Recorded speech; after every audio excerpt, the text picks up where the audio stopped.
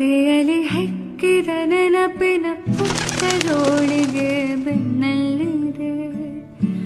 ಆಡದಿರು ಸಾವಿರ ಪದಗಳ ಮೂಕ ಸೇತುವೆ ಕಣ್ಮುಂದಿದೆ. ಈ ಹೆಜ್ಜೆಯ ಗುರುತೆಲ್ಲವ ಅಳಿಸುತ್ತಿರೋ ಮಳೆಗಾಲವೇ. ನಿನ್ನಯ ಮಡಿಲಲ್ಲಿರೋ ಬರಿಗಾಲಿನ ಮಗುವಾಗುವೆ. ಮನಸಾದೀತೇನೋ ಇನ್ನೂ ದಾರ ಬಂದೀತೇನೋ ನನ್ನ ಬಿಡಾರ. ಸಿಕ್ಕೀತೆ